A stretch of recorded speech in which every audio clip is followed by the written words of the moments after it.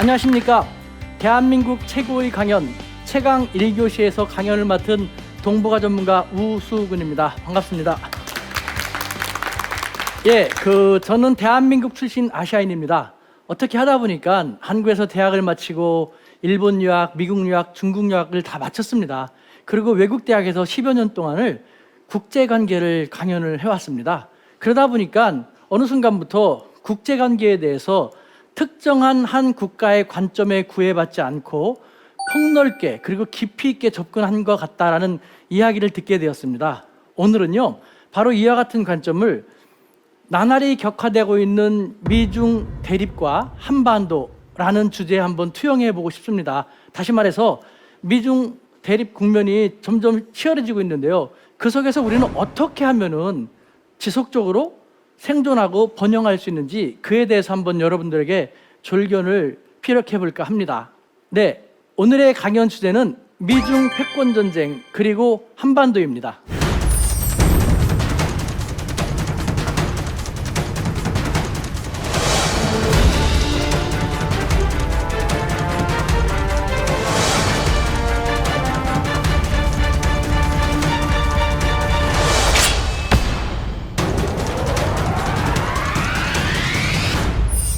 네, 저는요, 외국 생활을 20년을 넘게 하다 보니까요, 전체 한반도 역사, 단군역으로 4,300년이 넘지 않습니까? 전체 한반도 역사 중에서 지금 우리가 살고 있는 대한민국 시기가 가장 위험하다는 생각을 버릴 수가 없습니다. 그 생각이 계속 머릿속에 맴돌고 있는데요. 왜 그러냐? 예를 들면은 우리 옆에는 항상 중국 대륙도 있었고 일본 열도도 있었습니다. 근데 우리가 좀 비교적 약하다 보니까 역사적으로 1000번 이상 침략을 당했다고 하죠. 그런데 그때하고 지금하고 상황이 더 안 좋게 생각되는 것은요, 그때는요, 예를 들면은 고려시대나 조선시대 통일된 왕조였습니다. 통일된 왕조였음에도 불구하고 침략당하고 식민지배도 당했습니다. 그런데 현재는 어떻습니까? 중국 대륙이라든가 일본 열도 외에 4대 강국이 한반도 옆에 있습니다. 상황이 더 나빠졌죠. 그 속에서 가장 약체인 우리는 앞불싸 분단되고 말았습니다. 북한에 대해서는 더 이상 이야기할 필요가 없을 것입니다. 그렇다면 우리 대한민국 전 세계에서 가장 강한 나라일까요? 그렇지도 않죠. 그럼에도 불구하고 우리 대한민국은 또 좌파, 우파, 보수, 진보로 치열하게 대립하고 있습니다. 이것을 4대 강국이 바라보면 어떻게 생각하겠습니까? 쟤네들은 우리가 언제든지 집어먹을 수 있는 거니까 신경 안 써도 돼. 역으로 우리는 언제든지 여러분들이 먹을 수 있도록 준비되어 있는 상태입니다 라는 그런 생각이 들어서 저는 너무 위태로움을 많이 느끼는 것입니다. 자, 국제관계를 어떻게 바라보면 좋을까? 제가 오랜 외국 생활 속에서 느껴진 것인데 지피지기 백전백승 혹은 역지사지, 이 두 가지 자세가 가장 중요하다는 생각이 듭니다. 물론 국제관계뿐만 아니라 모든 개인관계도 그렇고 사회관계에 있어서 이 자세는 토대가 돼야 할 거라고 생각을 합니다. 먼저 역지사지, 내 입장이 아니라 상대방의 입장에 쓰게 되면요, 더욱 상대방에 대해서 깊이 있게 적확하게 알 수가 있습니다. 그러면 불필요한 마찰이라든가 충돌 같은 것을 최소화시킬 수 있는 것이죠. 지피지기 백전백승, 백전불태, 너무도 유명한 말입니다. 상대방을 제대로 적확하게 알아야지만 우리가 그 상대방을 상대로 개인적인 관계도 좋게 지낼 수 있고 비즈니스 관계도 잘할 수 있으며 외교 관계도 잘할 수 있는 거 아닙니까? 그런데 지피지기 백전백승, 역지사지 누구나 다 알고 있는 이것을 우리는 그렇게 잘 실천하지 못하고 있다는 느낌이 듭니다. 오늘 저의 강연은요, 바로 이 두 가지 자세를 계속해서 강조하면서 이것을 토대로 진행될 것입니다. 아울러서 이번 강연은요, 미중 패권 전쟁입니다만 미국보다는 중국에 조금 더 방점을 두면서 이야기를 하고 싶습니다. 미국과는 우리는 오랜 동맹 관계였습니다. 중국보다는 미국에 대해서 우리는 더 많이 알죠. 하지만 우리 사회에서 중국에 대한 인식이라든가 접근 방법은 대단히 유감스럽고 안타깝습니다.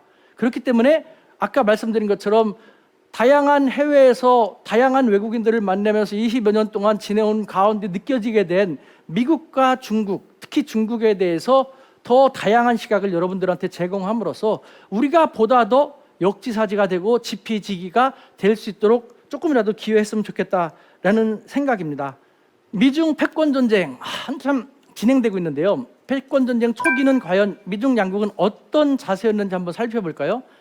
2018년 3월 22일 미국의 트럼프 대통령은 미국의 행정명령에 서명을 했습니다. 어떤 행정명령이냐?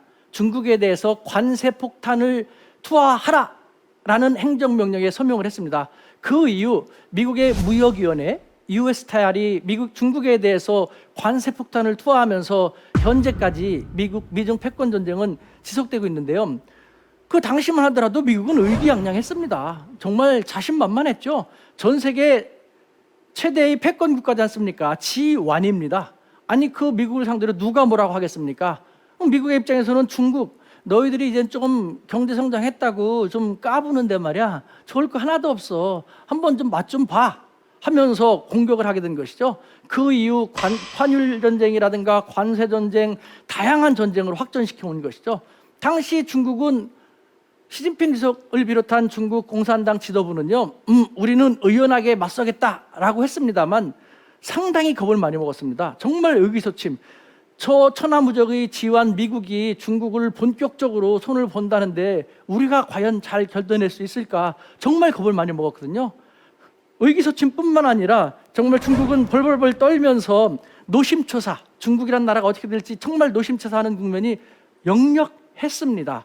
그런데 미중 패권 전쟁 현재를 보면요, dear 영어로 써 있습니다.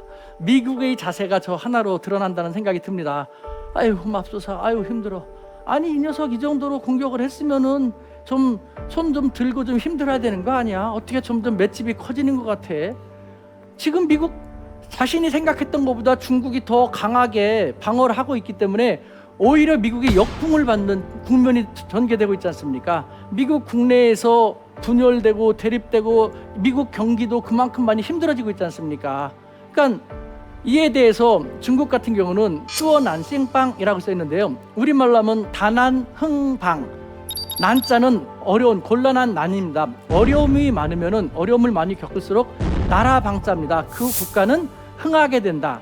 즉 많이 맞고 역경 곤난을 겪으면 겪을수록 더욱더 단련이 되고 단단해진다라는 그런 뜻인데요. 중국이 지금 바로 그와 같은 측면입니다. 말씀드린 것처럼 패권전쟁 초기에는요 정말 겁을 먹고 어떻게 해야 될지 몰라갖고 전전긍긍했는데 미국이 날리는 스트레이트라든가 어퍼컷이라든가 펀치 맞아봤자 그렇게 많이 아프지 않다라는 느낌. 오히려 미국으로부터 맞으면서 중국이 어디가 약한지를 자신들은 확인을 하고 그걸 갖다가 보완하는, 그러면서 중국 인민들은 더욱 단결되는 그런 측면을 보이고 있거든요. 그러니까 시간이 지나면 지날수록 미국은 아이고 맙소사 이제 좀 손 좀 들어봐 라고 하지만 중국은 한번 해보자. 그래? 한번 해보자.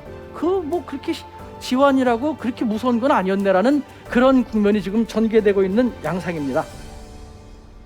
자, 그러면은 양국은 왜 이렇게 달라졌을까요? 저기 사진에 나오는 사람이 손자입니다. 손자가 그런 말을 했습니다. 매번 싸울 때마다 패배하는 사람은 상대방에 대해서도 제대로 모르고 자신에 대해서도 제대로 모르는 사람이다 라는 얘기를 했습니다. 저는 손자의 말이 틀리지 않다라는 생각을 지을 수가 없습니다. 미국은 자기들이 20세기 최고의 패권 국가였으니까 중국에 대해서 손을 보면은 과거에도요 일본이라든가 독일 같은 나라를 손을 봐갖고 일본과 독일이 무릎을 꿇었거든요. 그와 같은 생각으로 손을 본다고 생각했는데 중국은 견뎌내면서 더 강해지고 있지 않습니까? 미국은 오판한 것이죠. 자신을 너무 과대평가했고 중국을 너무 과소평가한 결과 양국이 지금과 같은 서로 약간 상반되는 그런 입장을 지니게 된 것이죠. 그러면은 20세기 미국과 현재의 미국을 한번 비교해 볼까요? 20세기의 미국, 팍스 아메리카나. 저 한마디 말로 충분히 대변이 될 수 있다고 생각합니다. 보십시오. 성적이 위에 햇살이 내리비치고 있습니다. 펄럭이고 있습니다. 20세기는 과히 미국의 세계였다는 것은 그 누구도 부정하지 않을 것입니다. 모든 것은 미국을 중심으로 돌아간다라는 이야기가 과언이 아닐 정도로 제가 실질적으로 뭐 미국 유학 갔을 때 그런 얘기도 많이 듣고 그랬거든요. 부럽기도 하지만 한편으로는 너무 좀 자만하는 게 아닌가라는 생각이 들 정도로 미국의 세계였으면 틀림이 없습니다. 자, 현재는 어땠을까요? 21세기 현재 미국에서는 아메리카 퍼스트라는 말이 유행하다시피 하고 있지 않습니까? 미국의 대통령부터 아메리카 퍼스트, 미국 국익 우선 이런 말을 많이 하고 있지 않습니까? 여러분들 곰곰이 생각해 볼까요? 미국이 패권 대국입니다. 다른 말로 하면요, 맏형과 같다라고 할 수 있는 것이죠. 국제사회에서 무슨 문제가 있으면 가서 들어주고 호화해주고 중재해주고 또 나쁜 짓 하면 못하게 하면서 자신들의 권위도 유지해 나가는, 정말 좋은 일을 앞장서서 하고 자기들 것보다는 자기들 아우들이라든가 후배들한테 나눠주는, 덕을 베풀어야 되는 그런 지위 속에 있어야 되는 것이 패권 국가이고 20세기 미국은 그런 역할을 많이 해왔습니다. 그런데 지금은 공공연하게 아메리카 퍼스트, 미국 국익을 먼저 얘기하고 있습니다. 왜 그럴까요? 이에 대해서 제가 아는 일본인 학자는 그런 얘기를 하더라고요. 미국에서 도널드 트럼프라는 분이 대통령으로 당선된 그 자체가 미국이 20세기 패권 대국과는 달라졌다, 그때하고는 많이 국력이 쇠퇴한 것을 의미하는 것이다 라는 평가를 한 적이 있습니다. 저는 그 평가가 그렇게 틀리지는 않았다는 생각이 듭니다. 미국이 많이 힘들어졌기 때문에 다른 무엇보다도 우리는 우리의 국익을 더 우선시해야겠다라는 그런 얘기를 많이 하게 된 것이죠. 지금도 그렇지 않습니까? 전 세계 어딜 가더라도 이전까지만 하더라도 미국을 동맹을 소중히 여겼습니다만 지금은 동맹보다는 비용을 얘기하고 어떻게든지 돈을 벌기 위해서 하는, 20세기 미국과는 사뭇 다른 양상을 보이고 있지 않습니까? 20세기 미국에 비해서 21세기 현재의 미국은 성조기가 축 처진 듯한 그런 좀 안타까운 모습을 보이고 있는 형국입니다. 자, 그렇다면 20세기의 중국과 현재의 중국은 과연 어떨까요? 20세기의 중국은요, 정말 그야말로 암울하고 치욕스러웠습니다. 이것은요, 중국 사람들이 중국 역사 교과서를 가지고 공부할 때 20세기 중국의 근현대사면은 암흑과 치욕스러운 역사였다라는 식으로 교육을 받고 있거든요. 실제로 그렇습니다.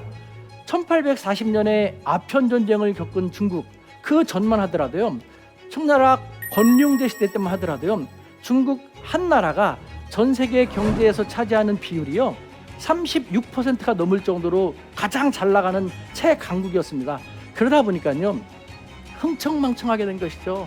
오만하게 된 것이죠. 겸손을 잃게 된 것이죠. 서구 열강이라든가 다른 나라들은 계속해서 성장하고 발전함에 비해서 청나라는 그냥 흥청망청 놀기만 바빴습니다. 그러다가 아편 전쟁을 겪고 또 1900년에는 의화난을 겪으면서 서구에서 가장 강하다는 8개 열강들이 청나라의 수도인 베이징까지 진주하는 수모를 겪게 됐습니다. 그러다가 1949년에 모택동 주석이라는 양반이 중국을 건국했습니다만 또 국내적으로 계속해서 정쟁 속에서 대약진운동이라는 걸 통해서 3,700만 명이 아사를 했습니다. 그 다음에 문화대혁명이라는 걸 겪으면서 또 얼마나 많은 사람들이 무고한 피해를 당했습니까? 1840년 아편전쟁을 겪으면서 1978년 등소평이라는 양반이 중국을 개방하기 전까지 약 140년 동안은요, 그야말로 암울했던 치욕했던 역사, 지우고 싶은 역사를 보내왔습니다. 그러다가 1978년 개방을 하면서 드디어 경제 성장을 하게 된 것이죠. 그러면서 빠르게 성장해서 지금은 G2라는 명예로운 호칭까지도 받게 되는 그런 상태에 놓이게 되었습니다. 하지만 중국을 겉으로만 보면요, G2이기 때문에 부럽다라고 생각되겠는데요, 사실은 그렇지만도 않습니다. 역지사지가 상당히 중요한데요, 중국만의 대국병이 있습니다. 대국병. 중국만의 대국병 무엇인지 아십니까? 역지사지하면요, 우리 외국이 중국한테 상당히 부러워하는 것은 무엇입니까? 우와, 땅이 너무 크다. 그 땅은 또 자연 자원이 얼마나 많습니까? 지하 자원, 자연 자원 상당히 많습니다. 그 다음에 인구가 등록되지 않은 사람까지 합치면 한 15억 정도 될 거거든요. 우와, 시장이 엄청나게 광활하고 크다라는 얘기인 것이죠.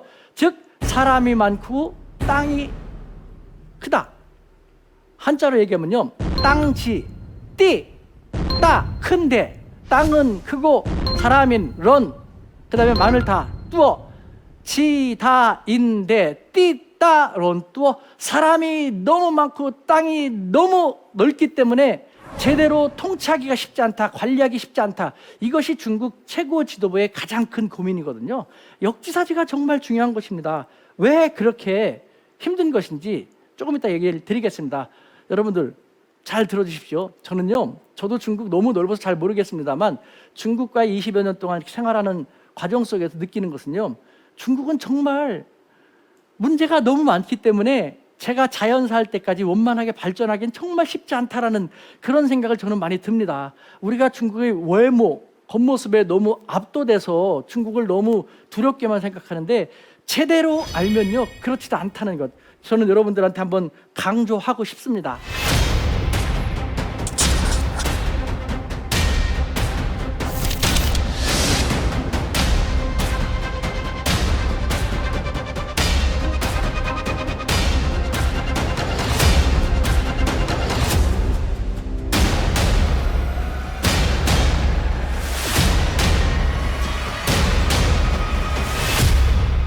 자, 그 다음에는 미국의 대중국력 분석인데요. 미국, 지금 중국과 대립 중에 있지 않습니까?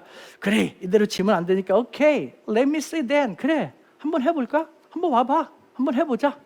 이런 식으로 이제 중국에 대해서 더 심기를 가다듬으면서 더 공격의 고삐를 강화하고 있는데요. 그런 미국의 강점과 약점을 한번 알아볼까요? 미국의 강점, 먼저 무엇일까요? 네, 자타가 공인하는 종합적인 국력이 중국하고는 뭐 비교할 수 없을 정도로 아직도 강하다는 것이죠. 군사력 최강이죠. 경제 같은 경우도 여러분 생각하십시오. 세계 유일의 기축동화가 무엇입니까? 미국 달러입니다. 그렇게 하면 안 되지만 만약에 필요하다면은 달러를 많이 찍어가지고 미국 경제를 잘 돌아가게 하는 그런 경우도 생각하기도 하는 그런 측면이 없지 않죠. 자, 그 외에 미국은 세계 최고의 민주주의 국가입니다. 민주주의라는 가치는 전 세계 국가 대부분이 공유하는 것이죠. 그리고 또 패권 국가로서 미국의 이미지를 좋게 많이 다져왔습니다. 이 모든 것이 미국만의 독보적인 강점인 것이죠. 자, 그렇다면 미국의 약점은 과연 무엇일까요? 여러 가지 있을 수 있습니다만요, 제가 생각할 때 중국하고 비교하면서 제일 먼저 떠오르는 약점은요, 정치 리스크입니다. 정치가 너무 혼돈스럽고 정치가 너무 정치권뿐만 아니라 미국 국내 사회의 분열과 대립, 반목을 조장시키고 있다는 것. 이 정치 리스크가, 즉 제대로 된 정치가 이루어지지 않음으로써 미국이라는 나라가 20세기 멋있게 가까운 그 위상을 스스로 많이 쇠퇴시키고 있다는 그런 생각을 지울 수가 없습니다. 정치가 제대로 되지 않다 보니까 정치권에서는 그 정권을 뺏기 위해서 그쪽에 함몰되고, 그러다 보니까 국내 사회에서도, 미국 국내 사회에서도 좌파라든가 우파로 치열하게 대립을 하면서 사회 분열이 점점 더 심해지고 있지 않습니까? 자기들이 녹록지 않은 상황 속에서 어떻게 과거처럼 국제사회의 맏형으로서 좋은 역할을 할 수 있을까요? 정말 쉽지 않은 길을 미국은 걸어가고 있는 상태입니다. 그와 같은 상태 속에서 동맹에게도 비용을 위주로 접근을 하고, 그동안 쌓아왔던 국가 관계에 대해서도 아메리카 퍼스트, 미국의 국익을 우선시한다 하면서 국제사회의 민심을 스스로 이반시키고 있으니 이 또한 미국이 참 안 좋은 약점 중에 하나가 아닌가라는 그런 생각을 지울 수가 없습니다. 그렇다면 중국의 미국에 대한 국력은 과연 어떨까요? 지금 미국이 계속해서 공격을 해오니까 처음에는 겁먹었습니다만 지금은요, 하더 랄라이, 좋았어, 랄라이, 한번 와봐, 계속해봐, 우리는 견뎌낼 수 있어 라는 식으로 얘기를 하고 있습니다. 먼저 중국의 미국과의 상대적인 약점을 얘기해 보면요, 종합 국력이 아직 약하다는 것이죠. 네, 그리고 또 그 상대적인 약점을 또 보면요, 중국은 국제사회에서 아직도 많은 안 좋은 이미지 속에 놓여 있지 않습니까? 우리나라에서도 중국에 대한 이미지는 좋다고는 하기 쉽지 않을 것인데요, 뿐만 아니라 국제사회에서 중국하면 너무 거칠다, 자기들 생각만 한다, 뭐 함께 하기 쉽지 않은 나라다라는 식으로 국제사회에서 중국에 대한 민심이 별로 좋지가 않습니다. 네. 자, 그렇다면 중국의 강점은 무엇일까요? 중국의 강점, 첫 번째로 제가 들고 싶은 것은 경제력입니다. 중국 경제, 뭐 지금 다른 나라는 쉽지 않지만 코로나 같은 경우도 뭐 중국 코로나를 잘 관리함으로써 2020년 1분기 코로나 직격탄을 받아서 마이너스 6.2% 성장했습니다만 2분기에는 다른 모든 나라가 마이너스 성장인데 중국만이 플러스 3.2% 성장을 했지 않습니까? 뚜렷하게 V자 곡선을 그리면서 반등을 하고 있죠. 중국은 경제력, 중국 당국자들도 그런 말 합니다. 미국의 최대의 국력은 군사력이라고 한다면은 우리 중국의 최대의 국력은 경제력이다. 그래서 그러면 안 되겠지만 미국이 어떤 국가에 대해서 마음에 들지 않으면은 군사력으로 공격을 한다. 하지만 우리는 그렇게 하지 않는다. 우리는 대화하다가 영 안 되면 필요하다면은 우리는 우리의 최대의 국력인 경제력을 사용해서 그 국가에 대해서 우리 말을 좀 듣게끔 너희들 뜻대로만 그렇게 하지 않았으면 좋겠다라는 모습을 보여주기도 하는 것이다 라고 얘기하고 있습니다. 경제력을 가장 큰 강점으로 생각하고 있다는 것이고요. 하지만 중국, 일반적인 중국인들을 포함해서 중국 사람들이 자신들의 가장 큰 강점으로 얘기하는 것 중에 하나는요, 이것도 우리는 생각하기 쉽지 않은 것인데요. 무엇인지 아십니까? 중국인들이 생각하는 자신들의 가장 큰 강점, 과연 무엇일까? 사회주의입니다. 우리는 중국에 대해서 저 나라는 뭐 일당독재 사회주의 공산주의라서 같이 하기가 쉽지 않아. 저 나라는 문제가 많아. 그래서 붕괴될 거야 라고 하지만요, 사실상 중국은 자기들 스스로 점점 더 미국과의 패권 전쟁에서 자기들이 그렇게 약하지 않다는 것이 느껴지면서 점점 더 우리 중국의 최대의 강점은 사회주의, 더 정확히 말하면 중국 특색의 사회주의라는 것에 있다고 얘기를 하고 있습니다. 실제로 여러분들 다시 한번 역지사지가 중요한데요, 중국 사람들이 그런 말 합니다. 중국의 입장에 서서 보면 그것도 이해가 될 것이다라는 것. 왜냐하면은 민주주의라는 것은 좋습니다만 모든 것이 뭐 완벽한 것은 없지 않습니까? 민주주의 하면은 좀 혼돈스럽죠. 항상 의견이 나뉘고 분열되고 많이 다투고 하지 않습니까? 그것이 민주주의 하나의 실컷 좋건 특징인데요. 중국 같은 사회주의 국가, 일당독재 국가는요, 뭐 이견을 용납하지 않는다는데 사실은 그렇지 않거든요. 아주 민감한 다른 의견 같은 것은 못하게 하지만 그렇지 않은 것은 사회 발전을 위해서 필요하다고 생각하고 용납하는 분위기가 있습니다. 그런데 중국이 바라보는 미국식 민주주의, 특히 지금 시진핑 주석의 가장 중요한 책사의 역할을 하고 있는 왕후닝이라는 사람이 있는데요. 이 사람은 시진핑 주석뿐만 아니라 그 전에 주석과 그 전에 주석, 장쩌민 주석과 후진타오 주석 때도 가장 중요한 책사로서 중국의 향방을 그려온 사람입니다. 워낙 유능하기 때문에 3대에 걸쳐서 계속해서 책사의 역할을 하고 있는데요. 이 왕후닝은 일찍이 자신이 젊었을 때 미국 유학을 하면서 느낀 것, 미국식 민주주의 특징은 너무 혼란을 야기한다. 의견 대립이 너무 심하다. 국가가 하나로 일사단결해서 쭉쭉쭉 나가기 쉽지 않다. 근데 중국은 인구가 너무 많고 땅덩어리가 너무 크지 않습니까? 그와 같은 상태에서 모든 자유를 다 허용을 해주면은 중국은 어떻게 하나로 일치단결해서 나갈 수 있겠는가? 결국 중국은 분열되고 분열 속에서 대립되고 대립이 치열해지면서 붕괴되어져 갈 것이다. 미국식 서구식 민주주의는 중국의 체제에는 맞지 않다라는 것을 일찍부터 느끼고 갔고, 그래서 지금은 중국은 신권위주의, 다른 말로 하면은 뭐 중국 특색의 뭐 자본주의, 중국 특색의 사회주의라는 것은 뭐 신권위주의라고도 할 수 있거든요. 그와 같은 중국만의 특색 있는 길을 걸어가고 있는 것이죠. 중국은 이 자기들만의 사회주의를 안심하고 받아들이고 있습니다. 일반 중국, 우리는 국민이라고 하지만 중국에서는 인민이라고 하지 않습니까? 일반 중국 인민들은요, 외국에서는 특히 서구 사회에서는 중국인들은 언론의 자유도 제한되고 무슨 자유도 제한된다 갖고 많이 비난을 하고 있지만 그건 니들 소리인 것이고, 우리들은 지금과 같은 상태가 되어 있기 때문에 우리가 안심하고 안정된 속에서 발전할 수 있는데 뭐가 문제야? 라는 식으로 얘기하거든요. 잠깐 제가 중국의 역사를 말씀드리면 알 수 있을 것입니다. 중국은 다시 말씀드리지만 땅이 너무 크고 사람이 많다 보니까요, 하나의 나라로서 계속 통치해가기가 쉽지 않습니다.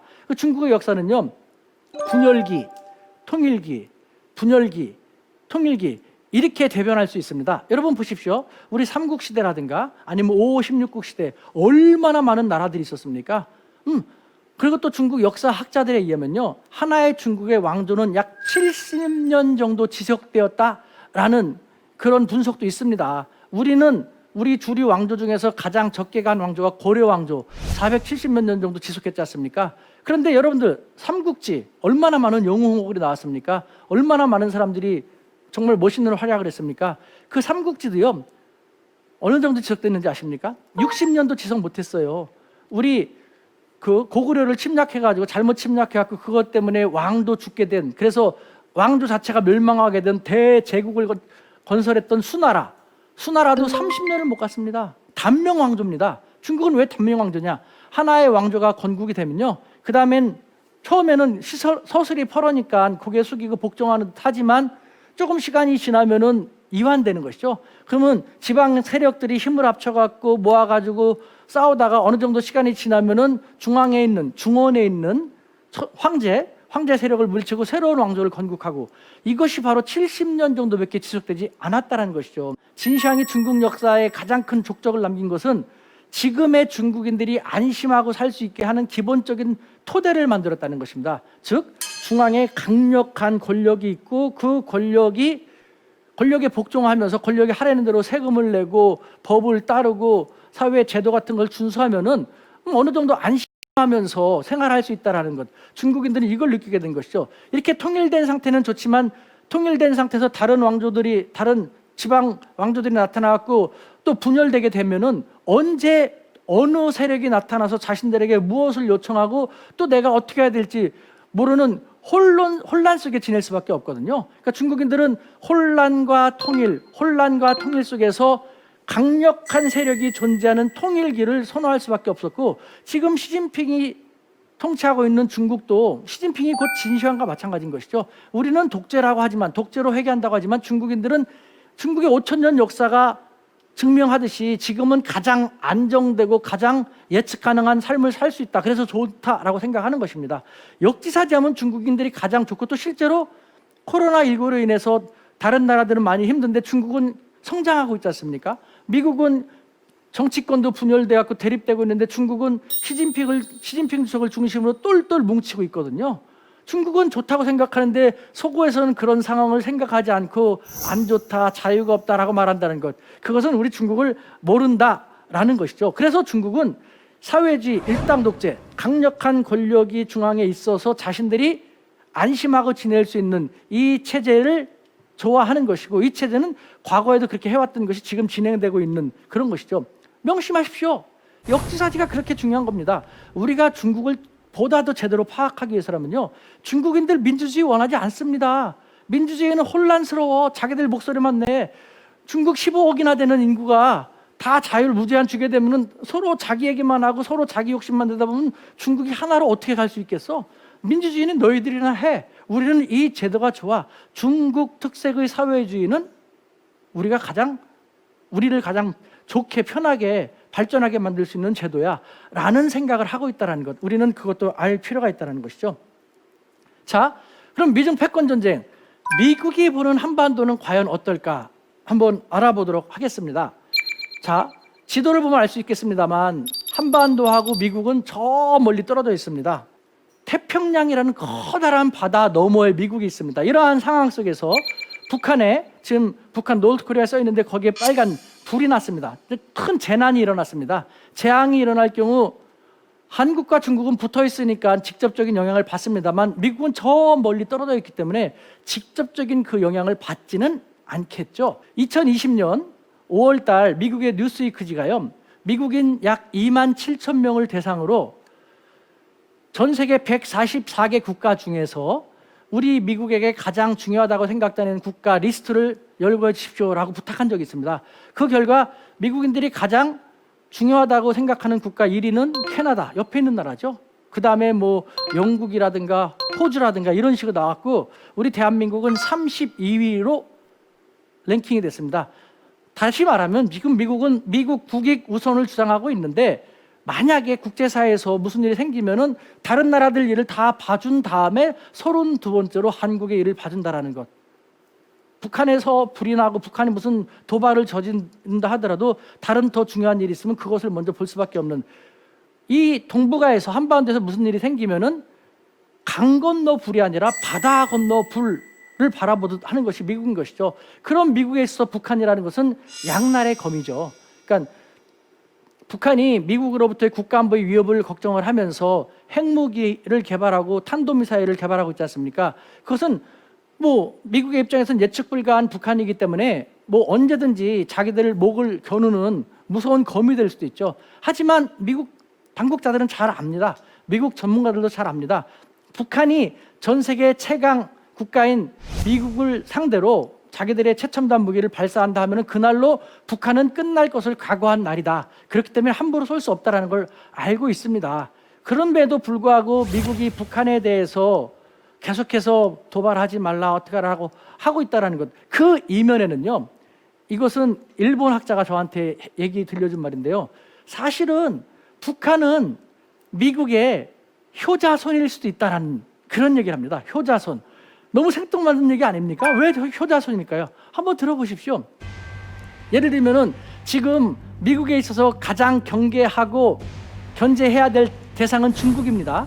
그런데 중국 바로 옆에 있는 대한민국에 미국의 기지인 주한미군 기지가 있고 그 다음에 그 옆에 있는 일본에도 주일미군 기지가 있습니다. 자신들의 1호 라이벌인 중국의 가장 가까운 데에 자신들의 최첨단 무기를 배치할 수 있는 것이 바로 한국입니다. 왜 한국에 배치할 수 있을까요? 우리 국민은 북한의 위협이 두렵기 때문에 우리 자주국방뿐만 아니라 미군의 도움도 필요하다라는 것이죠. 그와 같은 상태에서 만약에 북한이 핵실험도 하지 않고 미사일 개발도 더 이상 하지 않고 얌전하고 온화해진다면요, 당장 우리 국민들조차도 미국 주한미군 이렇게 많이 있지 않아도 돼, 고마웠어, 이제는 너희 갈 길 가도 되고 하면서 우린 또 자주국방의 길을 막 가려고 하게 될 겁니다. 그렇게 되면은 미국의 최대 국익 중국을 견제해야 한다라는 그 최대 국익에도 치명적일 수밖에 없는 것이죠. 그러니까 미국의 입장에서는 북한은 핵실험을 하지 말고 미사일 개발하지 말고 포기해라 라고 하지만 사실은 고마워, 너희들 덕에 한국과 일본 땅에 우리의 최첨단 무기를 배치할 수 있고 주한미군을 계속해서 유지할 수 있으니까 고마워 라는 시각도 있을 수 있다라는 그런 견해가 있다는 것입니다. 여러분 어떻게 생각하십니까? 수용하실지 안 하실지는 여러분 자유이고요, 국제사회는 또 이와 같은 시각도 있다라는 것이죠. 네. 다음, 그럼 미중 패권 전쟁, 중국이 바라보는 우리 한반도는 과연 어떨까요? 네. 지금 북한에 불이 났습니다. 미국과는 달리 중국과 우리 한국은요, 북한과 국경을 맞대고 있죠. 저 불이 그냥 불이 아니라 중국은요, 사실 북한을 대단히 두려워합니다. 이건 또 무슨 얘기야? 이건 중국 다양한 사람들을 만나보면 알 수 있어요. 왜 북한을 두려워하는지 아십니까? 예측 불가한 나라이기 때문에, 무대뽀이기 때문에, 언제 무슨 일을 저지를지 모르기 때문에, 수틀리면 그냥 푹. 중국은요, 북한이 개발하는 핵이라든가 탄도미사일, 미사일 같은 경우는요, 사실은 미국을 겨냥하는 것이 아니라 중국을 겨냥하는 것이다 라는 두려움을 지니고 있습니다. 언감생신 북한이 미국을 향해서 그런 걸 쏠 수도 없고, 북한이 갖고 있는 기술 수준은 미국까지 날아가기도 쉽지 않고, 발사한다 하더라도 전 세계 최첨단 최강의 군사대국인 미국이 요격을 함으로써 쉽지 않을 거라고 하거든요. 하지만 북한이 기술 수준이 아직도 그렇게 최첨단은 아니지만 그 핵이라든가 미사일은 중국은 바로 옆에 있기 때문에 오발되더라도 잘못 날아가도 중국한테 직접적인 피해를 준다는 것이죠. 그렇기 때문에 저 무서운 북한이 언제 무슨 일을 저지를지 모르기 때문에 중국은 항상 호시탐탐 북한에 대해서 걱정을 해야 되고, 국제사회라든가 미국은 북한을 계속 조이고 경제 제재를 하지만 중국까지도 북한이 정말 숨이 꿀깍 넘어갈 정도로 조인다면은 북한이 무슨 일을 저지를지 모르지 않습니까? 그러니까 중국의 입장에서는 계략인 것이죠. 버리지도 못하고 그렇다고 취할 수도 없는. 실제로 중국 당국자들은 또 그런 말을 하는 사람도 있어요. 전 세계에서 중국을 가장 애먹이는 국가는 북한이다. 아이야, 북한은 너무 힘들어, 다루기 힘들어라는 골치 아픈 나라죠. 버릴래 버릴 수도 없고, 또 중국이 북한에 대해서 영향력이 가장 강하다지만 중국 전문가들은 한탄합니다. 중국 당국자들은 하소연합니다. 북한이 우리 말 들어줘야지 영향력을 행사하지. 북한은 중국에 대해서 정말 뿌리 깊은 적개심을 갖고 있는 겁니다. 일본에 대해서는요, 일본은 우리의 백년 역적이라고 합니다. 중국에 대해서는요, 우리의 천년 숙적이라고 합니다.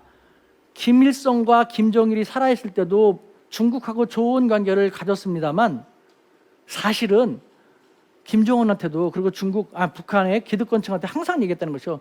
중국 쟤네들은 믿을 수 없으니까 조금 더 방심하지 말라고. 웃으면서 악수하고 미소 지으면서 속으로는 칼날을 갈고 있는 것이죠. 중국도 마찬가지입니다. 북한 지금 저 예측 불가한 나라가요, 핵을 갖고 있어요. 미사일 갖고 있어요. 자기들은요, 잃을 게 많은 나라가 됐습니다. 20세기 이데올로기를 싸울 때는요, 같은 북중러 사회주의 국가하고 한미일 민주주의 국가하고 싸웠지 않습니까? 지금은 냉전 끝났습니다. 냉전이 끝났는데 혈맹은요? 무슨 혈맹? 저 나라는 절대 우리 말 들어주지도 않고 우리가 하라고 하더라도 정반대로 하고, 다른 나라가 북한을 경제에서 힘들게 하면 할수록 북한은 중국한테 손 내밀지 않습니까? 그렇다고 중국도 완전히 숨통을 끊을까지 하게 된다면 그 후과를 어떻게 감당합니까? 정말 골치 아픈 나라입니다. 그렇기 때문에 중국은요, 20세기 때는 우리 6.25 때 중국과 한국이 총뿌리를 겨누고 싸웠습니다만, 현재는요, 중국이 우리한테 그런 말 하죠. 중국은 짝사랑하듯 한국을 갈구하고 있다, 구애하고 있다. 첫 번째, 북한발 위기에 대처하기 위해서라도. 저 불을 보십시오. 북한에서 무슨 큰일이 생기면요, 오발탄이 일어나거나 핵 사고가 일어나면요, 한국과 중국은 그 영향을 직접적으로 받습니다. 그러니까 중국은 이런 말 하죠. 한국과 중국은 과거에 싸웠지만 지금은 예측 불가한 북한에 대한 운명 공동체잖냐. 한국은 자꾸 옛날 생각만 하면서 중국하고 협조하지 않는다면 이 북한에 무슨 문제 생기면 어떻게 할 것인가라는 안타까움을 토로하기도 하죠. 더군다나 중국은 한국이 미국 쪽으로 더 많이 다가가게 되면은 중국한테 좋을 게 하나도 없지 않습니까? 그렇기 때문에 중국은 북한 문제에 있어서도 그렇고 대미 문제에 있어서도 그렇고요, 한국을 품어야 되는 그런 시대적인 사명이 있는 것이죠. 근데 우리는 이런 얘기 하는 데가 하나도 없지 않습니까? 우리들의 일반적인 매스컴은 대부분이 그런 말 하지 않습니까? 미국 하면은 우리를 도와준 고마운 나라이고 중국과 일본 하면 나쁜 나라, 부정적인 이미지가 더 강하지 않습니까? 과거에는 그랬거든요. 지금은 이렇게까지 많이 달라졌는데도 불구하고 우리 매스컴들은 그 스테레오타입 그대로 보도하고 있다시피 하고 있지 않습니까? 그러니까 중국은 너무나 많이 안타까워하고 있는 거예요.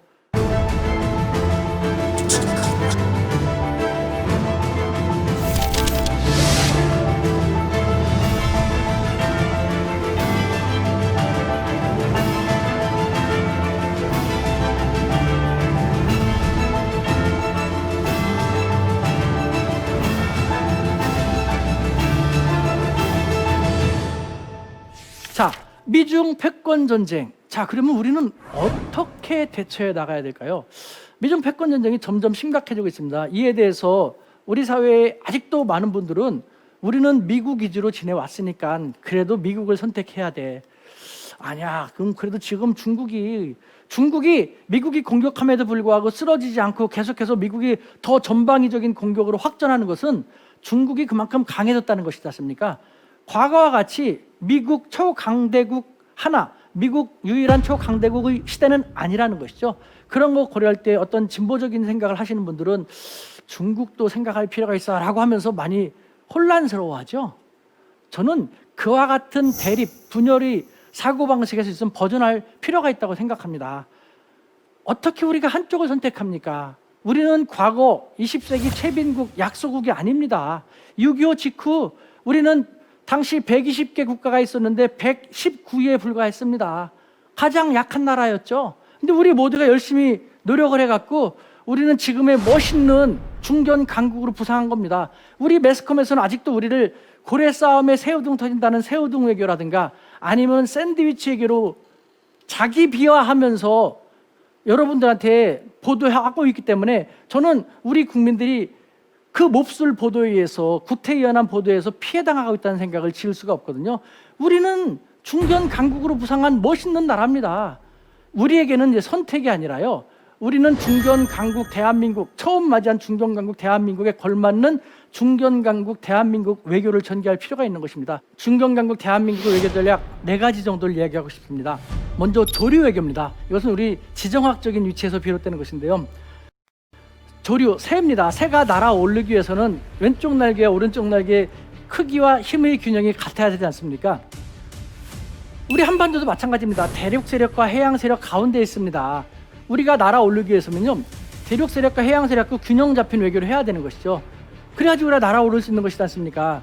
그런데 20세기 냉전 시대 때는 우리는 냉전으로 인해서 미국과 일본하고 친한, 즉 우리의 오른쪽 날개는 이렇게 크지만 사회주의 국가하고는 날개가 아예 없었죠. 싸웠지 않습니까? 우리 한반도의 국익을 극대화하기에는 쉽지 않은 것이 냉전 구도였습니다. 하지만 냉전도 끝났고 이제는 중국과 러시아하고도 수결해갖고 얼마나 많은 다각적인 교류를 하고 있습니까? 그렇다면 우리는 미국과 일본은 잘 아니까 우리의 무게중심을 이쪽으로 가져가라는 게 아니라 가운데를 가져와갖고 중국과 러시아도 미국과 일본만큼 잘 알고 활용할 수 있게끔, 그래서 양쪽 날개가 균형 잡혀서 우리가 비상할 수 있게끔 균형 잡힌 외교를 해야 된다는 것이 벌써 10여 년 전부터 제가 주장하는 것입니다. 그 다음에 자유민주주의 외교라는 것인데요. 우리 체제가 민주주의 체제였습니까? 민주주의 체제를 반영한 외교 전략인 것입니다. 예를 들면은 민주주의 특징 중에 하나가 다양성이라는 거 있지 않습니까? 저는 이전 대통령 집권할 때도 그런 얘기 했습니다. 대통령님의 손자라든가는 편식하거나 독식하면은 몸에 안 좋다는 거 알면서 우리 대한민국은 4대 강국과의 관계가 되게 중요한데 왜 외교안보 포스트의 중요한 곳에 오로지 특정 국가 위주로만 포진시킵니까? 이미 냉전 시대가 끝났는 걸요 라는 식으로 얘기했거든요. 그런데 그것이 아직도 바뀌어지지 않습니다. 우리는요, 원컨대 우리의 외교안보 라인에는요 4대 강국 출신들을 골고루 포진시켜갖고 무슨 일이 생기면 이 4대 강국은 그것에 대해서 어떻게 생각하고 각각에 대해서는 어떤 이해관계에 있는지를 면밀하고 다각적으로 파악한 상태에서 그 사안에 가장 적합한 외교 전략을 도출해서 전개시켜 나가는, 이제는 특정 국가 위주로 편중된 외교안보 라인을 민주주의 다양성 원칙을 도입시켜서 다각화시켜 주십시오라는 것이 자유민주주의 외교입니다.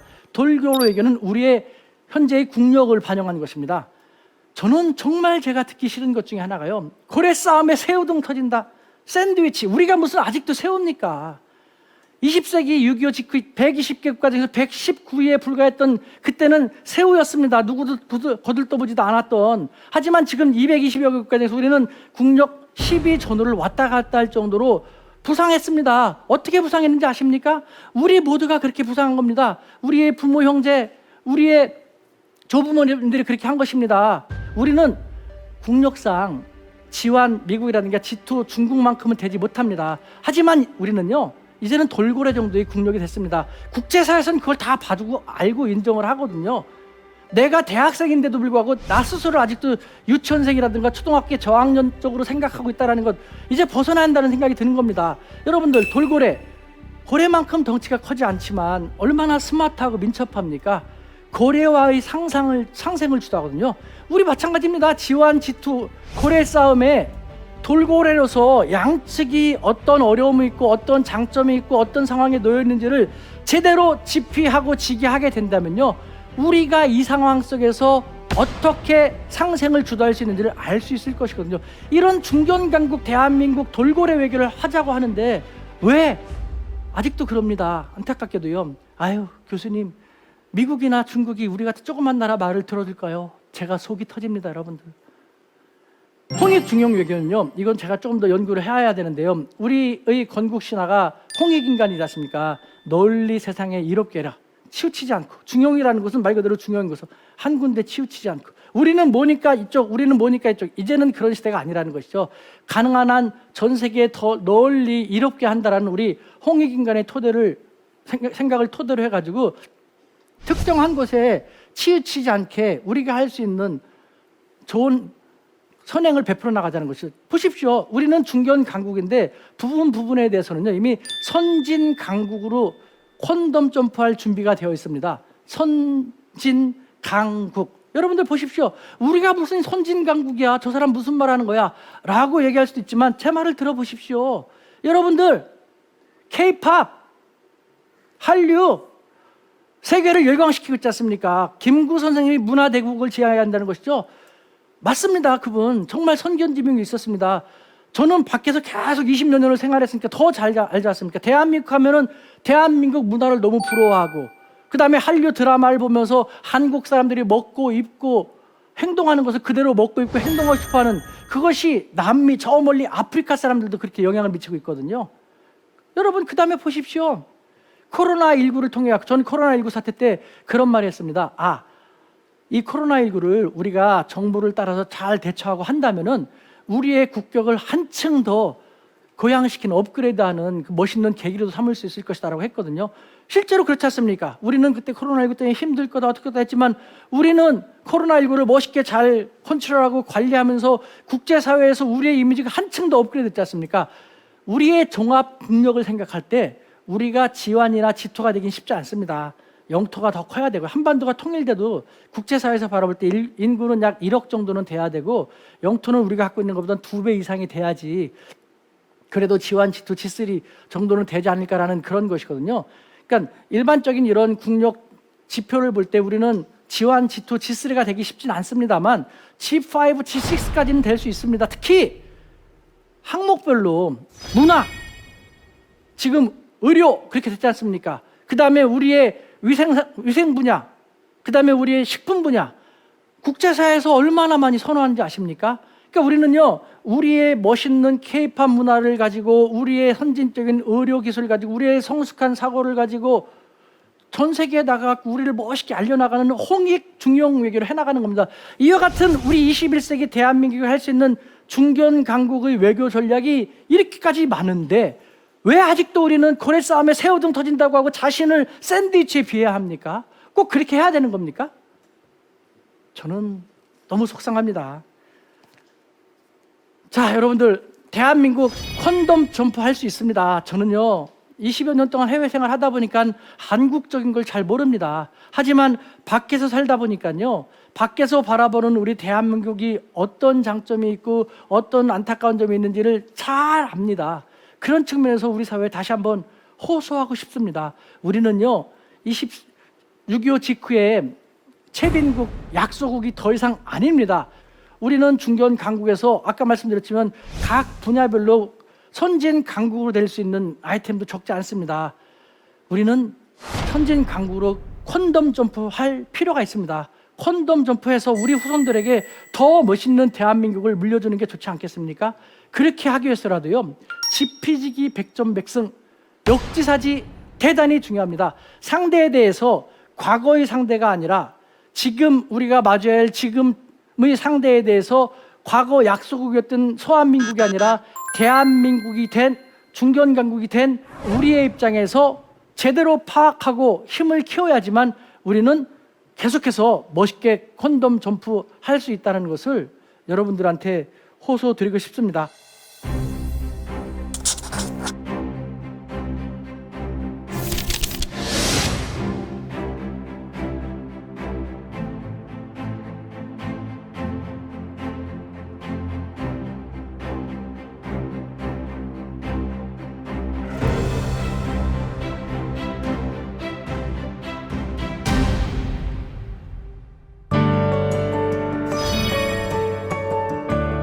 제대로 된 지피지기가 중요하다입니다. 다시 말씀드립니다. 단순한 지피지기가 아닙니다.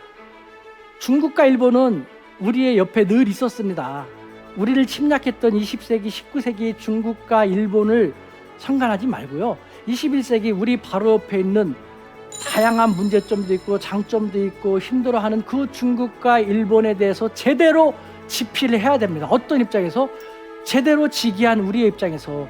과거 중국과 일본으로부터 형편없이 침략당하고 눈치 봤던 그러한 소한민국이 아니라 우리 모두 열심히 노력해서 중견 강국으로 부상한 지금의 우리를 제대로 지기한 상태에서 제대로 지피한다면요, 우리 대한민국은 계속해서 콘돔 점프해 나갈 것이라고 저는 확신합니다.